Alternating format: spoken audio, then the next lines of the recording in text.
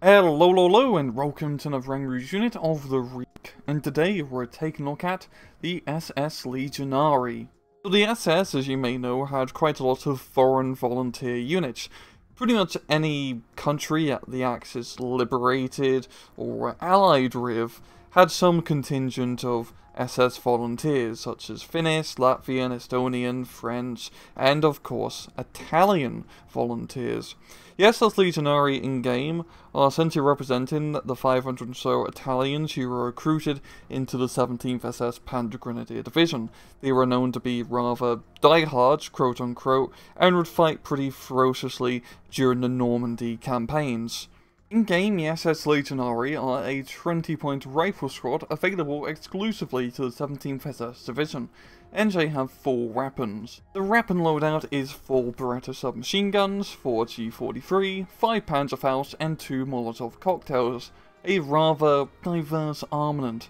Some notes to make is that the Beretta is actually an improved submachine gun compared to other SMGs, so it has a 150 meter range, which is a pretty big deal. That's 50% farther than what most SMGs can shoot.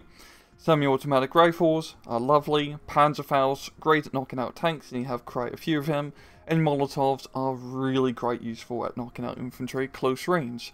You have no real long-range firepower, but at close range, you're pretty damn good. Hop down to miscellaneous stats. You are fanatical, meaning that you just don't surrender.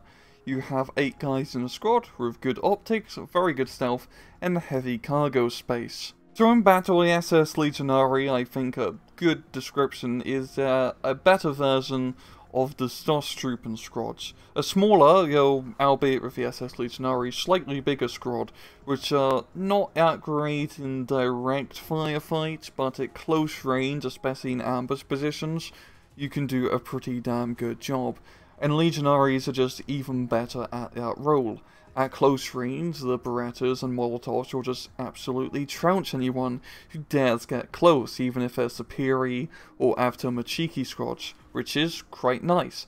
And as well, if you do have to engage in a somewhat medium to long range engagement, at least you have semi-automatic rifles compared to bolt action. So of course, you don't have any machine guns, so ideally you never really want to be engaging in those long range environments. So understandably, you only really ever want to be deploying the Legionari in towns and forest fights. And of course they do have that lovely fanatical trait, meaning that by god, they are a huge pain in the ass to rout out. If you bring a bunch of Legionaries into a town, the enemy can't just stress you out with off-map artillery and force you to surrender. They're gonna have to kill every single last one of these guys to the man, which I've seen quite a few times in replays, can slow down enemy advances quite a bit. You do have a rather nice availability of these units in the 17th SS. You get 2 cards of them, and with a 6 in A phase, 12 in B, and 18 in C phase, with a standard 1-star veterancy. And you have a lot of infantry slots, so there's really no excuse not to take Legionaries. And also considering a lot of the infantry don't really have Panzerfaust, it's really only the Volksdeutsche and one of the leader units which has Panzerfaust options, you want to be taking the Legionaries for those anti-tank capabilities. So overall, the SS-Legionari are pretty much a no-brainer take for 17th SS. With their absolute reluctancy to being forced to surrender, they can be a huge roadblock in any enemy advance, while dishing out quite a lot of rather nice firepower. And by firepower, I mean Molotov cocktails. And well, I'm going to leave it off at that. This has been another Rouge unit of the week. I hope you guys enjoyed the video, and as usual, please just take it easy.